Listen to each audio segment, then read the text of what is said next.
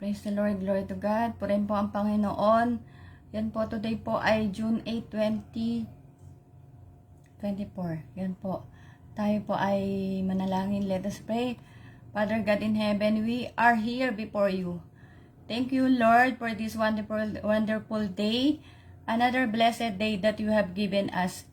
Thank you for the life and strength in each and every one of us. Thank you for this opportunity to hear your word. Father God, a life without you is empty.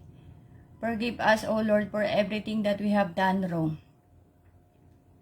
Cleanse us with your word. Father God, speak to us through your Holy Spirit. May each and every one of us be obedient enough to always hear your word from your servant. Guide us every day. May we eagerly seek the truth.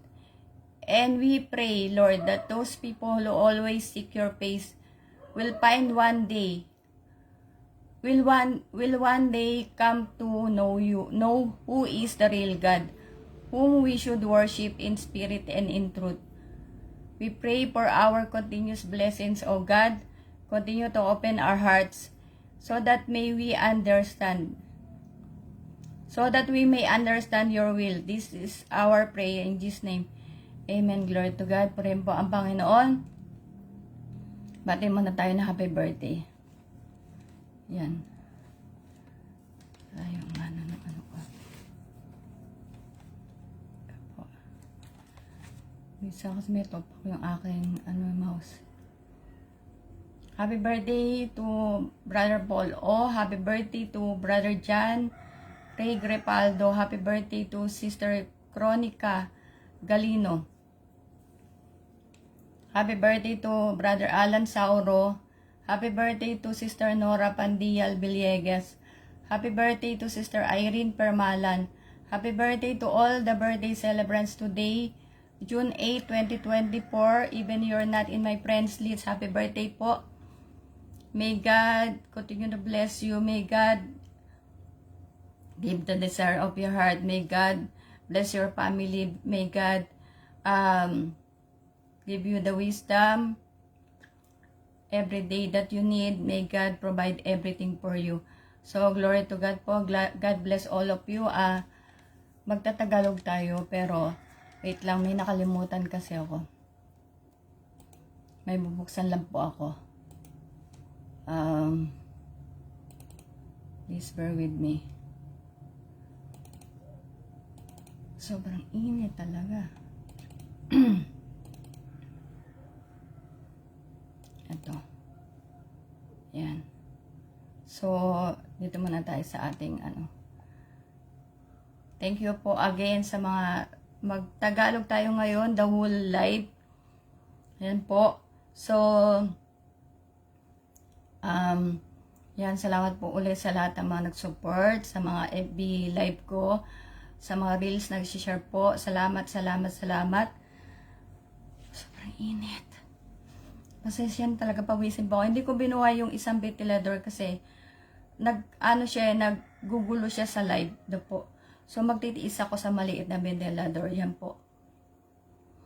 And ayun nga, Tagalog tayo. Thank you po uli sa lahat talaga nagsusupport. Ang Diyos na po ang bahala magbalik sa inyo ng lahat-lahat po. Glory to God. At ngayon nga, Tagalog po tayo muna hanggang sa huli. In English ko lang yung yung kanina po. At ngayon ay sobrang iksi lang, sana po wala masyadong kwento. Yung kahapon po, kung ako nagkakamali, di ba may shinare ako, eto, basahin ko uli siya if you don't mind. Konti Tagalog lang. At kahapon nga nawindang ako, sabi ko magtatagalog ako na English. Misa kasi nga, yung nawiwindang ka na rin. Sabi mo magtatagalog ka, tapos nag-English ka. So, ganyan po ako, pasensya na. Eto siya.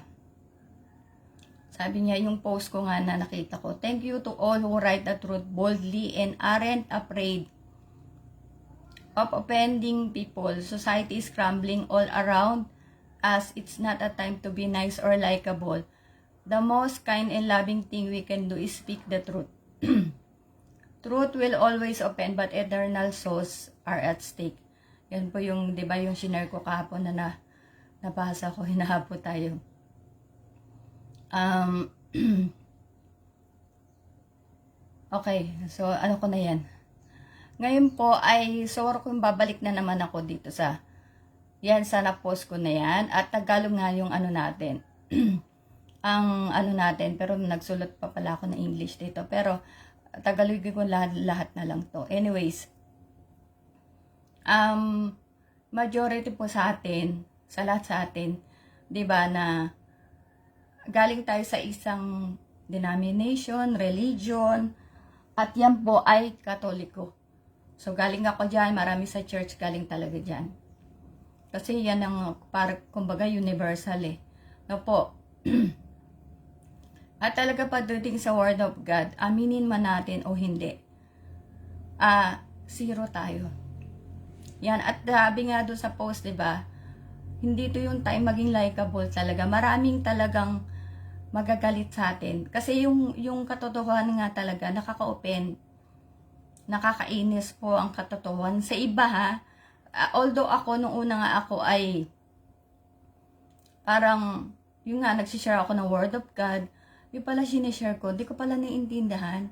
Bawat Word of God pala, bawat talata pala, ay, yung pala talaga ay may malalim na kahulugan. Yan, hindi ko mo nakita mong ganun, para sa akin to, kaya post ko to, parang ganun, hindi pala. No po. So, talaga nakaka-open, yan. At, talagang misa, masakit nga yung katotohanan, pero katotohanan kasi magpapalay sa atin eh. Hindi talaga, marami talaga maiinis sa'yo pag share mo yung katotohanan kasi, John 8:44, sinabi mo, anak kami ng Diablo, 'di ba? Okay ka lang, 'di ba? Parang mga yun lang 'di ba? Parang ang seryoso ka, ikaw anak ka ng Diyos tapos kami anak ng Diablo, 'di ba? Yun ang sabi sa Biblia. Yun ang sabi sa banal na kasulatan po.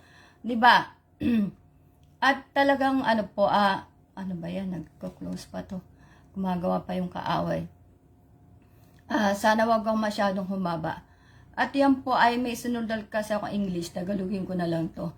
At example ko yung sarili ko na po, at ako po ay makasalanan. Lahat tayo makasalanan. Romans 3:23, wala na pong tututol dyan. Pero, hindi po tayo lahat obedient. Aminin man natin sa lahat. Hindi lahat teachable, obedient, humble, humble enough para maging willing tayo malaman yung katotohanan. No po. At saka yung teachable na handa ka magpaturo. Parang iba talaga yung kanya-kanya tayong puso. Meron tayong pag-ibig sa Diyos, pero iba't iba po ng level. Pwedeng ako, like 9 years nga, sabi ko talagang yung tenga ko, utak ko puro Word of God, Word of God. Hindi ko alam na in love ako sa Panginoon, hindi ko po alam sa inyo. No po. So, iba-iba tayo ng level ng pagmamahal po sa Diyos. No po. So, at saka number 1 nga talaga, yung pagiging obedient ba sunurin, di ba? Isa po yan. At saka yung nga, pagiging mababa sa harapan ng Diyos. Yan, hindi tayo yung self-righteous, ma-pride. Ako nga sabi ko, di ba, wala na ako pride.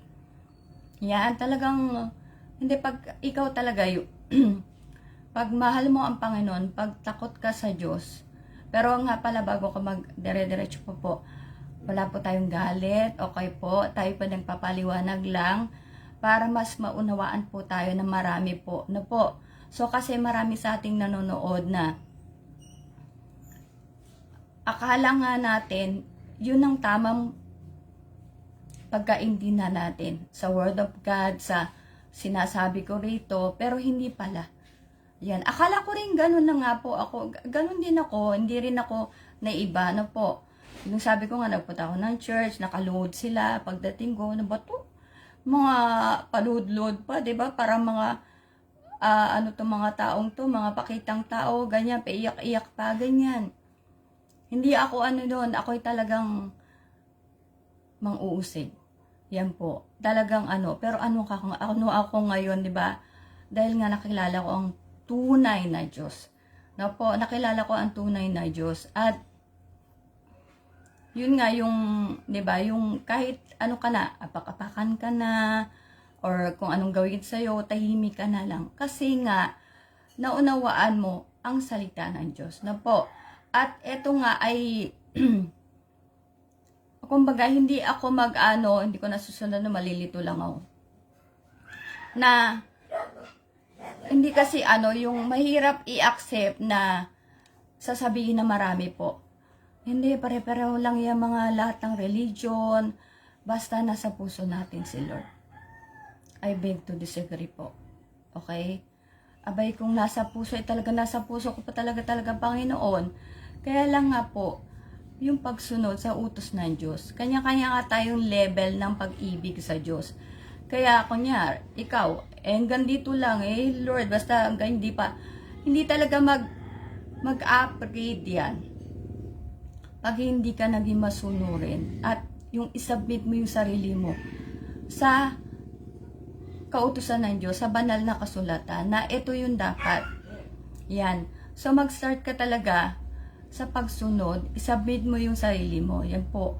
Para mawala sa isip natin na pare-pareho lang yan. Yung Fourth Watch, yung Catholic, iisa lang yan. Importante na sa puso. Diba? So, I beg to disagree nga. Hindi nga po kasi ganon. Kaya ang kailangan, mag-start tayo sa sample ko rin yung anak ko si Jeron, diba? Bata, pero biyaya ng Panginoon. Nakita kasi ng Diyos ang puso niya. Talaga yung una bata pa, medyo maano-ano pang turuan diba?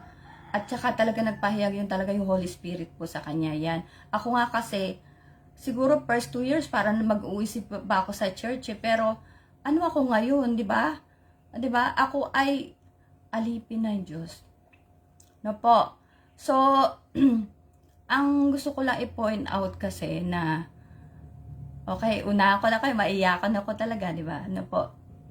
At saka masama katawan natin. No po. Talaga wala tayong, bakit tayo nag-share ng Word of God? Kasi nga, 1 Timothy 2:4, mahal tayo ng Diyos. Gusto niya marami makaalam ng katotohanan.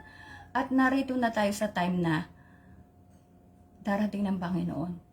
So, gusto ng Diyos talaga, maraming maligtas. No po. Kaya tayo nag-share kasi nga, ayaw ko naman na pag umakyat ka sa langit, solo mo lang, di ba? Or kukundi lang kayo. Kung paano ka naligtas, ganun ang gagawin ko. Kasi may mahal ka sa buhay, meron ka kamag-anak, kakilala, hindi ka pwede maging sakim, selfish, di ba? Na, kailan ko ba dyan? Ginawan ako ng masama yan. Bayan mo nga yan sa dagat-dagatang apoy, di ba? Hindi. Hindi kasi yun ang turo, na po.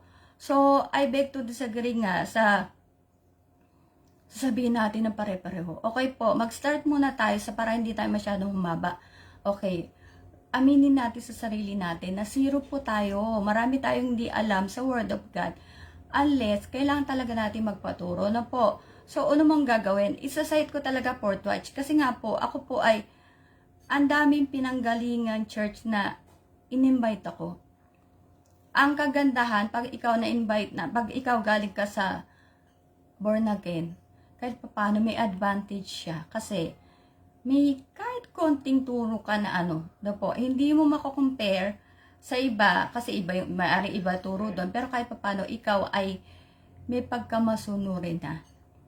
Lalo pag tumagal kunyari, 1 year ka, kahit paano, na mo na, ay ganun pala, 'di ba? Dapat talaga submit ko yung sarili ko sa salita ng Diyos. Na po. So, una mong gagawin, syempre, site ko ang Fourth Watch. Kasi nga, dito talaga ako nakakilala po sa Panginoon. Ilang taon, sabihin mo ng 40, from Catholic hanggang 40, nasa Catholic ako. Tapos naging ako ay Fourth Watcher. Paano, isipin mo, paano ko nakakausap ang Diyos? Diba? Ako ba'y nag-hallucinate para sabihin ko na sinabi ng Panginoon yan, nakita mo ang Diyos sa Panginoon? Diba? Gawa po ng Holy Spirit. So, ang makakaintindi sa akin ay ang mga taong may Holy Spirit. Na po. At paano ka nga ba magkakaroon nun? Diba? Sabi ko nga. Sasay ko ang Fourth Watch kasi nasa Fourth Watch ako. At ang Fourth Watch ay, sabi ko nga, isa na pinahayag sa akin ng Panginoon na maliligtas kasama po sa rapture. Glory to God po. Punta ka sa church. Hindi kita dinadala sa sa kung saan. Kung nasan ako, paano ko nakakilala, doon kita dadalhin. So, punta ka sa church, sabihin mo muna yung sarili mo, huwag ka munang obey before you complete. Punta ka, makinig ka ng Bible study.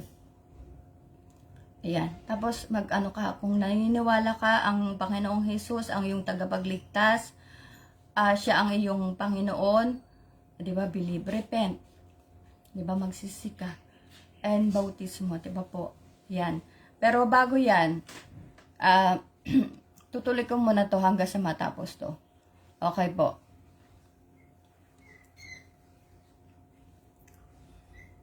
Ito yung two kinds ng baptism na po. Aspersion, ito yung sprinkling of water. Ito yung nung bininyagan tayo. Sprinkling, pinisikan, ano ba yan? Sprinkling, di ko na yan Tagalog na po. Ito pero kinuha ko yung sa Google. The baptismal method of aspersion is done by the sprinkling of water on the head of the recipient. This method is used by some factions of the Roman Catholic Church, the United Church of Christ, and Church of the Nazarene. The baptismal method of, wag na natin yun. Ito yung binigyan tayo ng pangalan. Na po, so wag tayo magkakamali. Yan yung isang kind ng baptism, yung aspersion nga. Parang winisikan ka, 'di ba, nung baby ka, malikot ka pa nga eh, 'di ba? Binigyan ka ng pangalan, o ikaw na si Veronica, okay? Yan ang palangalan mo, 'di ba? Yun po. Pangalawa, asan na ba ako? Para nalito ko doon. Ito na yung, ay, wait lang. May nakalimutan ako. Immersion, kung daw ako nagkakamali. Hindi ko pala nasulat, pero I think immersion. Asa na yung ko? Ayan, immersion po, yung pangalawa, okay? So, immersion, ito yung lulubog ko kasi, pero kinuha ko ulit sa Google na po. Baptism is a symbolic act. It symbolizes death, burial, and resurrection, and can only be done by immersion. Ito po yung immersion. Under the water represents the death and burial of Jesus Christ, but it also represents the death of our natural selves. Na po. So, yung ngayon ilulubog ka sa tubig, lulubog ka, wala mawawala sa'yo. Mawawala sa'yo kasalanan. Na po, para yung nung namatay ang Panginoong Jesus, yung namatay siya, nilubog ka. Nung inahon ka, wala pang 1 minuto siguro, inahon ka. Nilubog yung mo, nasa tubig na yung mga kasalanan mo. Inahon ka yung muli pagkabuhay po ng Panginoon. Okay po, so yung isang kind ng baptism na po. At ikaw ay bagong tao na binis mo na nga si Kristo, Galatians 3:27 na po. So, kumbaga, bibigyan ka na ng malinis na budi. Siyempre, makikinig ka ng salita ng Diyos na po. Para, kasi nga, natanggal na yung kasalanan from birth up to the time ng nabaptismuhan ka. Ang kasi si Jeron, 11. So, yung basta nakaunawa, baptismo na. Diba po? So, ilulubog ka. Okay. So, meron ako isang verse dito. Hindi lang isa. Basahin ko na bago ko magdiretso po. Ayaw natin masyadong humaba. Sa Romans 6:3-6. Kasi hindi ko na kinuha yung dating na-explain ko na. New International Version. Or don't you know that all of us who were baptized into Christ Jesus were baptized into His death? We were therefore buried with Him through baptism into death, in order that just as Christ was raised from the dead, through the glory of the Father, we too may live a new life. Basensya po For if we have been united with Him in death like this, we will certainly also be united with Him in a resurrection like this. For we know that our old self was crucified with Him, so that the body ruled by sin might be done away with, that we should no longer be slaves to sin. Na po, Tagalog, taga Roma 6:3 to 11. Hindi ba nyo alam na tayong lahat na nabautismoan kay Kristo Jesus ay nabautismoan sa kanyang kamatayan? Sa makatwid tayo'y namatay na at nailibing na kasama niya sa pamamagitan ng bautismo upang kung paanong binuhay muli si Kristo sa pamamagitan ng dakilang kapangyarihan ng Ama, tayo rin ay magkaroon ng panibagong buhay sapagkat kung nakasama tayo ni Kristo sa isang kamatayang katulad ng kanyang kamatayan, tiyak na tayo ay makakasama rin niya sa muling pagkabuhay na katulad ng kanyang muling pagkabuhay. Alam natin na ang dati natin pagkatao ay napako na sa krus kasama niya upang mamatay ang ating makasalanang pagkatao at nang hindi na maalipin pa ng kasalanan. Puri po ang Panginoon na po.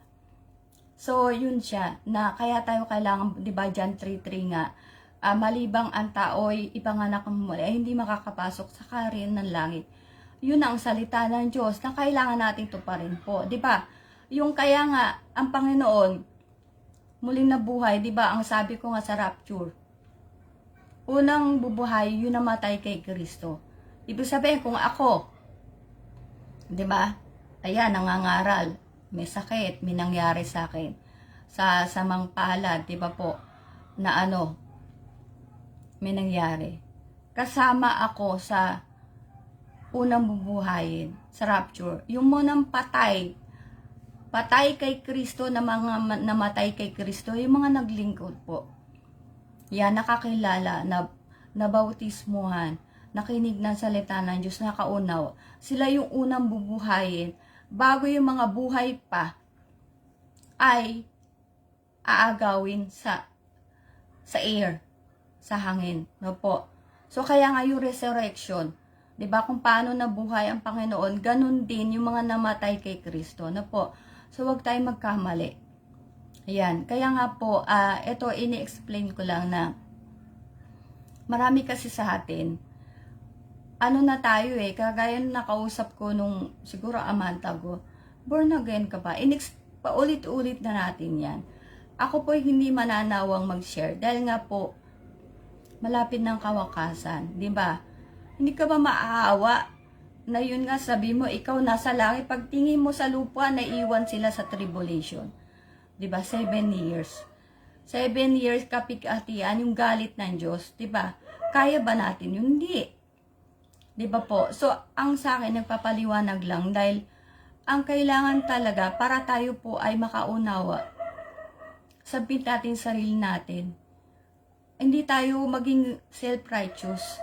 Yan po na, hindi ko na alam yan, nabasa ko buong Bible. Paano mo nabasa? Paano mo naiintindi? Wala kang Holy Spirit. Yan po, kaya yung sasabihin mo, paano ko nakausap ang Panginoon, paano ko siya naunawan? Dahil sa Holy Spirit po, yun ang tutulong, yung nga yung helper . Diba? Sa mga pag-aaral natin, mga nakaraan, ang helper, yung Holy Spirit, yung nga yung pinadala ng Panginoon para tutulong. Diba po? So, hindi natin maaaring sabihin na wala tayo nasa puso. Talaga nasa puso natin ang Panginoon. Ano po? Totoo talaga yan. Pero hindi po kasi ang hanap ng Diyos ay tunay na mananamba. Mananamba sa Espiritu at katotohanan. Kaya nga po, ang kasi, ikaw, naniwala ka, ang Diyos, ang Panginoong Hesus, siya ang tagapagligtas mo, masunurin ka. So, repent, nagsisi, nagpabautismo, anong susunod mo gagawin? Alagad ka, idagdag ka ng Panginoon sa kanyang iglesia. Anong susunod mo gagawin? Makinig ka ng salita ng Diyos. No po, galing sa mga sugo ng Diyos. Kaya nga sinasabi ko, pag kayo po, ito ay, sa akin ay, kumbaga, syempre kayo may sarili tayong, may free will tayo, di ba po? Pero ito ay karanasan ko nga, at bilang pag-ibig, di ba? Yun po, sa kapwa, di ba? Na kung saan ikaw, na anong pupunta ka, ay gusto mo rin, doon sila mapunta, no po? At base nga sa karanasan ko, yan po. Na kaya inaano ko, bigyan natin ng puwang ang Diyos sa ating mga buhay. Na minsan sa buhay natin, punta ka sa church, punta ka sa Portwat Church. Marami. Kaya nga po, may mga gawain, yung kumbaga, may offering, yan, dinadala, dahil nga sa matalinong pangangasiwa ng malasugong apostol, ang mga offering, ang mga tithes, ika-10 bahagi, dinadala sa tamang kalalagyan. No po, hindi niya ninanakaw. Wala nga swelduhan ng mga pastor, obispo, lahat. Ako, swelduhan ba ako? Baka kay meta ko sakali, di ba, kikita ka. Pero walang nagsusweldo sa akin at hindi ako, di ba, ganun. Kaya hindi po tayo, sana yung, para yung Panginoon, mag-reveal sa atin, magpahayag, magpakilala. Kailangan makita ng Diyos na hinahanap talaga natin siya. Na tayo ay merong puso na handang sumunod. Tayo ay may, humble, mapagkumbaba. Tayo ay magiging mapagkumbaba sa Panginoon na, alam mo, may kanta hinahanap ko kanina sa YouTube, pero hindi ko makita. Pero sa Portwatch kasi yun. Yung kantang, susunod ako, Panginoon, sa iyo mula ngayon, di ba? Yung susunod tayo, maging tayo, yung humble servant, di ba? Pag tayo, nagtatrabaho tayo, sunod tayo ng sunod sa amo natin. Ano pa kaya ang Diyos? Di ba po? Di ba? Hindi ko may free will tayo, tama naman. Pero ang kasing kawakasan na nga kasi, di ba po? Wala akong alam sa ng Diyos, sa desisyon, di ba? Sino maliligtas. Pero yun ngang sinasabi na talaga na ang Diyos kasi nga matuwid. Unfair naman ang Panginoon na akong talagang nagsusumikap, mag-share ng Word of God, ay sabi mo, eto lang yung level ko, eto yung reward niyan para sa ginagawa ko, para makapag-akin ng kaluluwa. At yung tao na walang ginawa, maganda yung makita kami sa rapture, di ba po? Okay yun. Pero yung sabi mong ipaparehas ng Diyos ang bawat tao sa kanilang mga yan, sige, nasa puso niya, sige, ka rin. Ikaw, nasa puso, sige, ikaw, dahil marami kang ginawa rin, ganyan lang din. Hindi po kasi ganun ng Diyos. Sabi ko nga, di ba, ang standard ng tao, yung nakasanayan natin. Yan. Yung mga natutunan natin, yan. Ang standard ng Panginoon po, kasi ang banal na kasulutan, yun po ang sinusunod niya. No po, kaya hindi tayo pwedeng maging marunong nga sa Diyos. Yan. At ang unang-una talaga kailangan natin gawin, isubmit yung sarili po natin. Sabi ko nga, 1 month ka lang. Subukan mo. 1 month na talaga ipakita mo sa Diyos, sincere ka, tunay ka. Yan. Hindi bed of roses ang paglilingkod. No po. Pero pag nakita ng Diyos ang puso mo, magpapahayag rin siya sa'yo.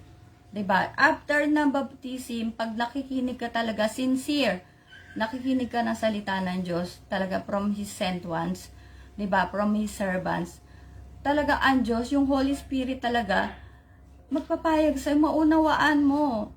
Diba? Yun po yun. Kaya, huwag natin ipagpalagay na ang lahat ng denomination o lahat ng mga born again ay pare-pareho. Iba-ibang turo po. O yun na sabihin ko. Hindi pare-pareho. At saka yung, hindi natin pwedeng sabihin na Katoliko, ganyan. Hindi. Yan po. Malibang, ako kasi tinry ko lahat. Yan, kaya ako nag-stop nga sa Portwatch at naging mauusay pa. Diba? Yan. Pero yung talagang yung ikakatwiran natin sa Panginoon, or kahit sana unang-una ulitin ko lang, tayo po'y walang kahit nagpapaliwanag lang po ako kasi I'm sure 110%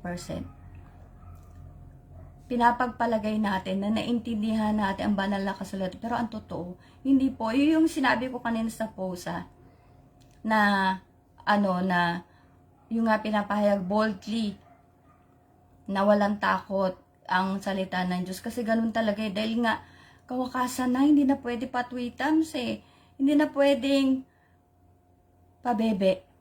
'Di ba? Yun na ano, kaya sabi ko nga, siguro ako pinili ng Diyos talaga na ano, kasi po ako'y prangka. Ay, pag si Jero, pinapagalito. At talagang, mami, minsan, to talaga, ganun talaga. Kaya nga sabi ko, most likely, hindi man ako kagaya ng nanay ko, pero parang ganun akong ano ko talaga. Hindi kasi pwedeng, nyari, gumawa ng kamalian na sa'yo, 'di ba? Sabi mo, oy, okay yan. Sige, okay yan na, okay lang yan, 'di ba? Isang beses mo lang naman ginawa, sige, okay lang. Hindi. Pag mali-mali, 'di ba po? So, hindi ano talaga yung wag tayong magmarunong sa sarili po. Dahil ako sa totoo lang, sa Panginoon, araw-araw talaga umiiyak ko, Lord, patawarin mo ko kasi nga, abay, salbaharin ako. Di ba po? So, lahat tayo may mga kamalditahan, mga ano, ganyan.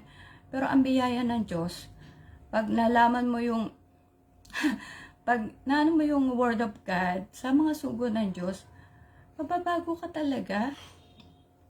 Matututo kang sumunod. Matututo kang magpakababa. Yan po. Na kahit ikaw na yung manager ng bangko, manager ng kumpanya, ang dami mong business, ang dami mong sasakyan, ang dami mong lahat-lahat na nasa'yo. Pero dahil sa mahal mo ang Diyos, dahil gusto mo sumunod sa salita ng Diyos, nagtatights ka, nag-o-offering ka, 'di ba? Gumagawa ka na lahat ng utos ng Diyos. Kasi utos ng Diyos 'di ba? Utos ng Diyos Ecclesiastes 12:13, ang utos ng Diyos, ang utos ng hari nga, di na mabali, ano pa kaya utos ng Diyos, 'di ba po? 'Di ba? At saka kasi yung takot sa Diyos. Ang namamahal sa Diyos, may takot sa Diyos. The fear of the Lord is the beginning of wisdom. Din ano sa yung karunungan. Yan. Ako, super bopals ako Ang tanga, 'di ba? Yung nga sabi ko, yung mga recently na pinahayag ng Panginoon. Hindi ko na talaga inano yun. Hindi ko na inisip. Pero dahil nga ang Diyos, nakita yung puso ko. 'Di ba? Nahabag. Nagpayag, kinakausap ako. Kaya nga kahit tayo mga tanga nga, 'di ba? Yung kumbaga ikaw wala ka natapos, 'di ba? Pero ikaw masunurin ka. Abay, kaya ka patalinuhan ng Diyos o kaya kumbaga yung karinungan ng Diyos, kaya niya ibigay sa'yo. Basta mababa at faithful, matapat. Ano ba? Ayun nga, masunurin. Number 1 talaga. Ikaw, pag hindi ka sumunod sa boss mo, pwedeng cut sweldo. Pwedeng, diba? Kung ano nang papagawas. Pero takot ka sa boss mo, wala ka sweldo pag di ka sumunod. Sana sa Diyos, ganun din tayo po. Diba? Na matakot tayo na, ay, totoo pala yung dagat-dagatang apoy. Nung nandun ka na sa tribulation, naiwan ka. Diba? Na naisip mo, pero wala nang magagawa. Naiwan ka na 'di ba? Kaya nga sabi ko, 'di ba, pag yung regret or pagsisisi, wala na 'yan kaya ito, umpisa. Pagtatanggapin mo, sampalataya ka, magsisi ka, ayan, una. Hindi mo na kakamtin yung hindi ka na mapaparusahan. 'Di ba? Eternal punishment kasi. 'Di ba? Ako nga sabi ko, 'di ba? Dahil sa faith ko, yung mga namatay, syempre ayoko, kapatid ko, tatay ko, although yung nanay ko nga, sabi ko na, nirebel na ng Panginoon, kasi nga siya nadala pa ng salita ng Diyos ni Brother Nelson, puri po ang Panginoon, hindi nga lang siya na bautismo. Di ba yung magnanakaw? Nakapako paano mabautismohan? Sa nanay ko naman, basta miss ko na hindi ko alam ang church, ganyan. Huwag na, bahala ng Panginoon kung bakit niya nilagay sa langit ang nanay ko. Hindi ko na questionin yung pasalamat ako sa Diyos, 'di ba? So, yun lang po yung gusto ko ipaliwanag doon. Baka humaba ko ng sobra. Na, unang-una, wala po tayong dapat lahat mali na. Yung nga, dalawa lang Maibigin mo ang Diyos ng higit sa sarili mo. Pangalawa, hibigin mo ang kapwa mo kagaya ng pag-ibig mo sa sarili mo. Pag yung dalawa na yon, na pagtagampayan mo, yung ibang mga bagay, magiging madali na sa'yo mag-attend ng church, gawain, mahalin mo yung kung sino man kinaasaran mo, hindi ka na magpo-post pa sa Facebook na naaasar ka, ganyan. Kasi nga, yung karunungan ng Diyos na, anak, unawain na natin yan. I mean, mali. Diba Romans 12:21 nga, pag binato ka ng kasamaan, ibato mo kabutihan. Bahala ng Diyos. Diba? Yung parusa ng Diyos, wag na nating alamin kasi, diba yung Romans 12:29, ano yata, hindi ko na memorize po, diba? Ayan na, huwag kayo maggantihan. Ako na Diyos nyo ang gaganti para sa'yo. Diba? At naranasan ko nga yan. Pag ikaw talaga masunod, yun muna eh. Doon tayo sa mag-start sa, punta ka muna ng church. Talaga ako, ayun nga, sabi ko straight to the point, baka kaya ako inano ng Panginoon ay tayo po ay ginagamit. Dahil talaga ano niya na ako ay talaga straight to the point, na kahit talagang, kasi nasa Bible naman, marami talaga totoo talaga. Yan. Ang katotohanan talaga masakit. Nyari, malaman mo na ikaw asawa. Aba, yung asawa mo pala may 3 anak, may 5 anak ka pa pala sa kabila. Masakit, diba? Diba, masakit. Pero, ang isipin mo, yung mga anak, yung mga bata, andun na eh, anak na eh, diba? Alam mo, magalit ka sa mga bata, diba? O, ano mo na lang, magpagkababa ka, isa pa po yan. Tayo nanonood po ng mga sobrang mainit, mga social media. Yan, sa mga, ako bihira ako mag-comment. Siguro sa isang taon, baka 2 times lang ako mag-comment. Depende pa po sa kino-comment, kung ano yung kino-commentan ko. Marami tayong nakikita na nagko-comment, ano mo na yan, ganyan, diba? Na para lang, yung binubuyo or inaapo yan, na po, yung mga ganun, ipakulong mo yan, salbahe yan eh. Yan. So, huwag tayong maniniwala, huwag tayong magpa-epekto sa mga ganun. Magkaroon tayo ng sarili nating na yung, kumbaga ay yung, shout out ko kay Sister Lalaine Rivera, God bless you, sis, mission na. So, huwag tayong magpa-epekto na, kasi yung mga yan ay gawa ng dyablo. Yan, yung mga, like kunyari sa akin, di ba? Sa mga nangyari, ginagamit ng dyablo.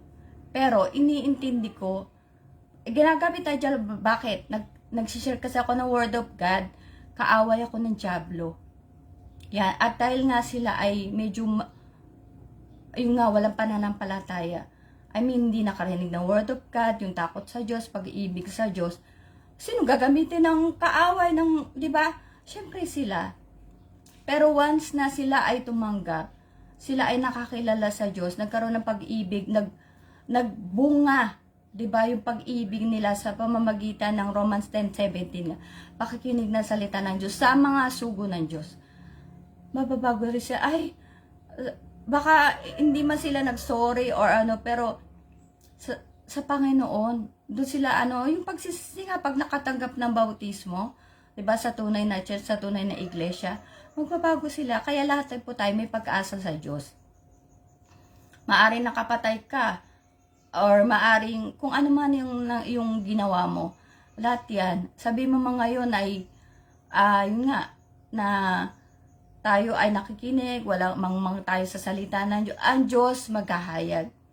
Ang kailangan lang makita ng Diyos, yung pusong nagpapasakop sa nagsasabihin nga sa bisyo, napaka-importante. Yung pagiging matapat, pagiging obedience nga. Talaga napaka-importante na obedience eh. Pag di ka masunirin talaga, maraming kakaibat na yan na consequence. Diba? Kaya yung mga trials natin, na na dumarating, yan po ay paraan din ng Panginoon para, yung nga, paulit-ulit ko sinasabi, kasi may mga nanonood. Bakit ko inaano yung kahihiyan ko? Kunyari, sinabi mo, nakulong ka. O, di ba, kunyari, sinabi, ay, hindi na kunyari, talaga nagpakulong nga ako, gawa, yung pag-ibig ko sa company ko, kasi nga, tinulungan nila ako. Yung sabi ng aking HR na, o, Veronica, tinulungan ka namin, binigay namin yung kalahati, nung kalahati pa lang yung yung hindi pa nabibigay yung pool. Binigay namin kalahati ng ng gratuity mo, kami naman ng mo, kasi para nga, makakapag-apply ka, para po ma-cancel. Yung, kasi ganun sa Dubai, para ma-cancel, makapaglagay sila ng tao do sa position ko. Kaya ako ay sumunod sa kanila, 'di ba? At pero blessing in disguise kasi naayos ko ang mga dapat ayusin, 'di ba po? Yan. So magkakaroon ng yung nga maaring pinaya ko sila, pinaya ko sarili ko, pero unang-una, number 1 talaga, utos ng Diyos. Okay po, hindi ko sinadya. At yun ay paraan din ng Diyos para po tayo lumapit nga sa Diyos, para tayo maligtas, makatanggap ng kaligtasan. Hindi yan sinasadya ng Diyos para lang ikaw ay ipaya, para tayo lumapit sa Diyos. Nga, sabi ko, 'di ba, yung mga anak natin, pamilya natin, nagkakasakit. Kailangan maunawaan natin na nagkakasakit siya kasi gusto ng Diyos, lumapit ka sa Kanya. Hindi ang pagkakasakit niya ay natural na nagkasakit siya, kundi dahil gusto ng Diyos na may kinakasakapan ng Diyos, diba? Yung maari nakapakinig ka, pero binaliwala mo. Na po. So, kaya nga kung kailan mo naparinggan ang salita ng Panginoon, doon ka dapat tumanggap Hindi ka kagaya sa iba na ipapag-schedule mo. Hindi. Diba yung 3,000 souls? Diba nung gabing yon na na bautismuhan, diba nalinis, pag di ka, kunyari, ngayon, bukas na lang, ganyan. Kung nag-rapture bukas, di ba di ka nabaptize? Dahil ikaw ay nagpaliban pa. Wala ka namang, yung nga, gabi nga Di ba? Ayaw mo nahugasan yung kasalanan mo at tatagabin mo ng Panginoon. Di ba? At sure ka na. Yung nga po sinasabi ko na, pag ikaw, nag-first step ka na, punta ka sa church, Bible study ka, at ikaw ay yung nga, nabautismuhan, naka-first step ka na. Susunod, bigyan mo na ng kahit isang buwan yung sarili mo na maging masunurin, sabi mo yung sarili mo, kaya ka ng salita.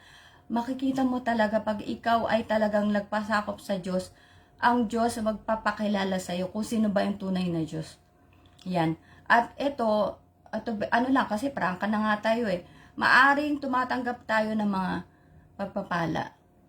Pero ang diablo po ay nagbibigay din ng pagpapala, ng blessing, 'di ba? Kasi maano ng diablo ito, may hilig to sa pera ang papain ko dito, 'di ba? Ang diablo kaya magbigay ng yan, pero higit of course makapangyari ang diablo, yan ang hindi niya kaya. Ano hindi niya kaya? Hindi niya kaya magligtas. Kasi ang kaya niya talaga, ang gusto niya kumuha ng mga kaluluwa papunta sa impyerno kasama niya. Kasi malapit na siya matapos ang buhay niya, matapos na siya dito sa mundo. 'Di ba? Kaya ang gusto niya, marami siyang kakampi para mapunta sa dagat-dagatang apoy. Yan. So yun ang kaya niya, hindi niya kaya magligtas, ang Diyos lang po ang may kaya nun. 'Di ba? So yun yung ko na, mag-first step ka na, wag mo nang papagbukasin kasi nga ang Panginoon darating para magnanakaw. Wala nga magnanakaw na nagpaalam. Diba? Kaya ako sabi ko, inire-ready ko lahat. Kung ako bibigyan ng Panginoon ng time pa makauwi ng Laguna para may gusto kong asikosan. Pero pag talagang meron na akong chance dito na lang, di ba po? Niready ko na, ang damit ko na lang, damit talaga pang church, damit talaga. Kasi nga, kailangan, sabi nga, watch and pray. Abay, di natin na baka natutulog ka, biglang nag-rapture. Di ba? Pero tayo nangangaral lang hanggat wala pa nga ang Panginoon, patuloy. Yun nga, dahil marami pa talagang hindi nakakatagap ng kaligtasan. Pero on that day na dumating na ang Panginoon, talagang rapture na, wala na tayong magagawa, di ba? Kasi bukas, manyana habit. Di ba, mamaya na, bukas na, hanggang bukas, wala nga pangako ang bukas di ba? Sino may sabi bukas buhay pa tayo? Wala. Di ba yung mga Ang ganda ng bahay, bigla nasunugan.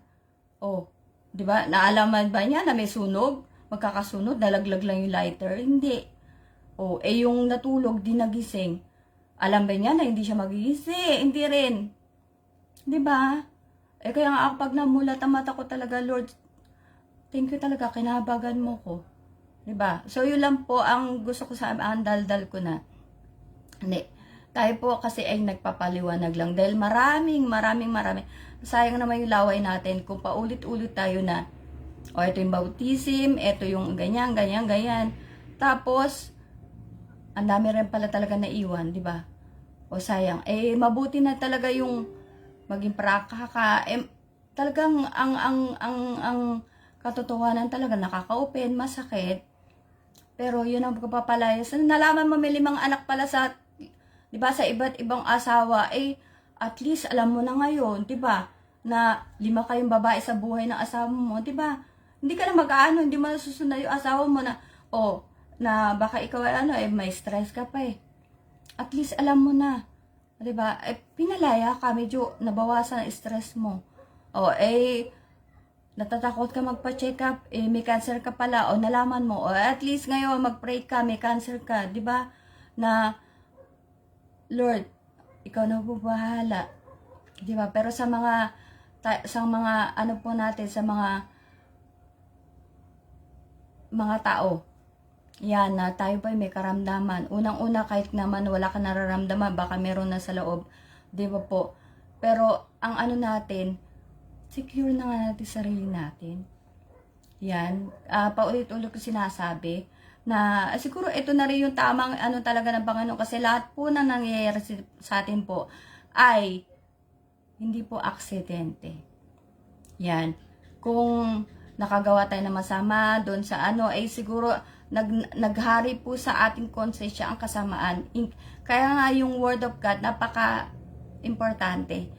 Kasi yan ang pag yung Holy Spirit na nagkaroon ka na dahil sa pakikinig mo ng Word of God, yan ang mag-uudyok sa'yo na, anak, mali. Mali na mo na yan. Tinanggap mo na ako. Panatili malinis ako sa puso mo, sa sarili mo. 'Di ba? Kasi Galatians 3:27 nga, ang ibinis mo si Kristo. Si Kristo malinis, walang bahid, walang dungis. 'Di ba? Tapos, hayaan mo magkasala ka lang dahil sa marites. Sabi ni kapitbahay, si ano mo ganyan, pigilan mo, ako na ba, sabi ko sa asawa ko, ang tagal. Baka 2015, alam ko na. Nakipag-usap pa nga ako sa babae. Pero hindi ko siya kinumpronta. Inaantay ko na siya magsalita, pero hindi siya nagsalita. Pero, ang Diyos nagpahayag na, pero wala rin. Para lang walang nangyayari sa amin. Ano gagawin ko? Papatayin ko siya. Diba? Wala. Tanggapin po na ganun. May pagkukulang ka, aminin mo, hindi naman tayo perfecto, di ba? So, yun lang po yun. Talagang ang katotohanan na masakit, pero yun talaga magpapalaya po sa atin. Di ba po? At aminin natin sa sarili natin na hindi natin malalaman talaga, maunawaan ang Biblia, malibang meron talagang tao na pinadala ang Diyos para magpaliwanag po sa atin. Kaya kung hindi tayo isasabit natin sarili natin, hindi tayo magiging obedient. Para, kunyari, may nag-invite sa'yo port watcher. Be thankful talaga may nag-invite sa'yo port watcher. Kasi dadaling ka niya kung saan siya pupunta. Yan. Pero may nangyayari ng port watcher, yung nag-invite sa'yo, siya pa yung naging backslider, di ba? So, wag naman mangyari yung ganun. Di ba? Yan. Pero ang maganda, magpalakasan. Yan po. So, yun yung ano talaga, hindi talaga bababa ang Diyos sa'yo para, anak, kawakasan na, tara na, hindi. Gagawa ng instrumento, gagamit ng instrumento, na po, may sakit ka, may mga gamot, yan ang instrument. Yan, kaya kailangan talaga, hingan natin ang wisdom sa Panginoon. Ang Diyos ay provider, ang Diyos ay napaka-gracious, ba't ayaw natin humingi, di ba? Yan, tsaka pag ikaw talaga nakita ng Diyos, hinahanap mo siya, ang Diyos talaga magpapasumpong. Di ba po? Yun ang aking kasi karanasan. Yan, kaya tayo nakakapag, sabi ko nga, daw ka Bible study, hindi ako paano ako nag-share, Lord, anong share ko ngayon? Ayun, Lord, tulungan mo ko, paano ka magsasalita? Pinapag-English ka pa, Lord, bara-bara by English. Diba? Ganon, hindi yung, ano talaga, kailangan aminin talaga natin sa sarili natin na tayo ay hindi marunong, na tayo mahina po, 'di ba? Ay talaga mahina eh, mamaya lang bigla kang tumimbwang diyan. O sino may magsabi? Wala magsasabi. Ang Diyos na nakakaalam. 'Di ba po? Ayun nga, sabi nga, ang birthday natin, alam natin may petsa. Yan. Pero yung kamatayan, walang petsa. Wala talaga nakakaalam. Kaya wag minsan sabi nga, Nay, bakit kanya? Bakit? Bakit? Ang Diyos ang nagtalaga, wala kang dapat questionin. Rapture kailan? Ang Diyos din ang may alam. Yun nga, ni ang anak, hindi niya alam eh. Ang Diyos Ama lang. Yan, kaya dapat maghanda. At para sa paghahanda, ikaw na, pumunta ka na ng church, gawin mo na yung dapat gawin. 'Di ba? Kaya nga sabi ko sa mga nakikinig po, at kayo ay obedient, kayo ay handang magpasakop sa katwiran ng Diyos, binabati ko na kayo. 'Di ba? Pero bigyan mo ng pagkakataon ng Diyos na mas lalo pang yung Holy Spirit, mas lalo pa lumago sa'yo. 'Di ba? Sabi ko nga, anak ko si Jero, 11 years old, 12 years old ngayon, pero may mga bagay na alam siya na hindi ko alam eh. Oh, 'di ba? Ganoon, kahit tayo iengot-engot, ang Diyos pwede tayong parunungin.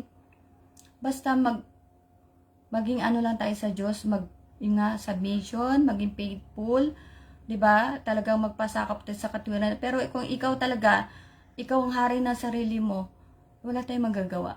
Na po. So tayo po ay manalangin, purihin ka sa dakilang Diyos. Salamat po sa hapong ito, O Diyos, na minsan pa nagayag ka, Panginoon, ng iyong katotohanan. Dakilang Diyos, salamat po sa yung abang likod na patuloy mong ginagamit. Ikaw patuloy na magpalakas po sa iyong abang likod. O Diyos, patuloy ka magayag ng katotohanan.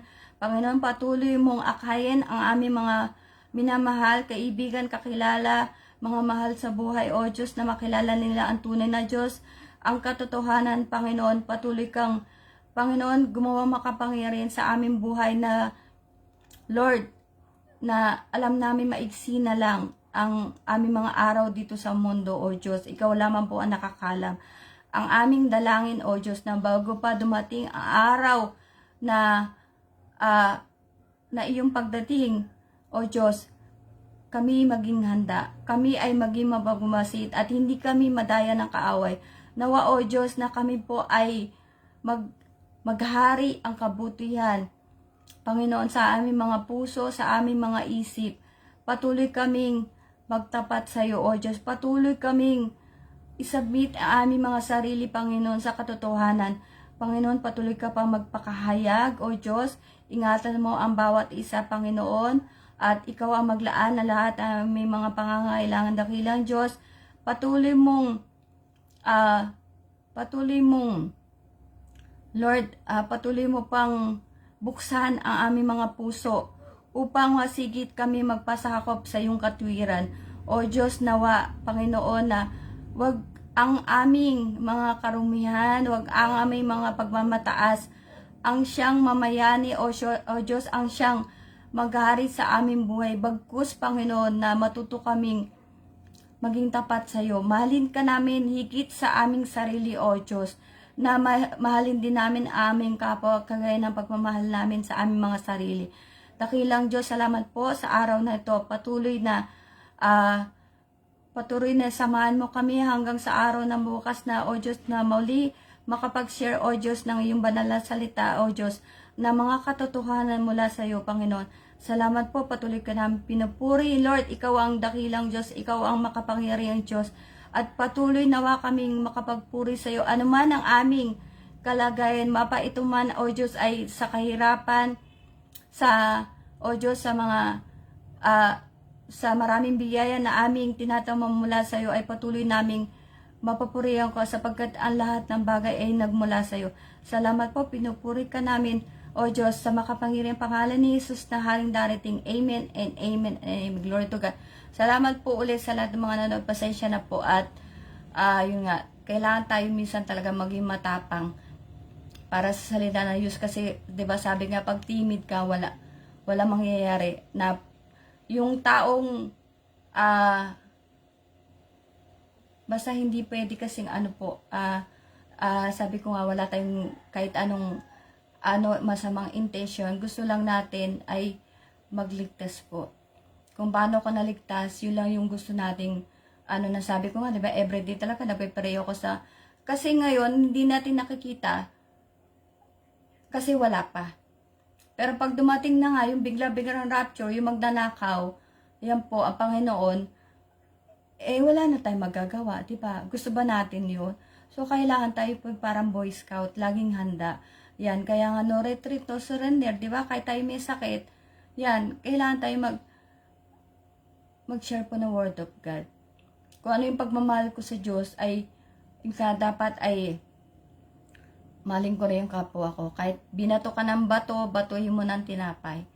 Yan, batuhin ka man ng lahat ng kasamaan, sabi nga, ibalik mo yung kung ano natutunan mo sa salita ng Diyos. Diba po? Salamat po ulit. Glory to God po rin po, Panginoon.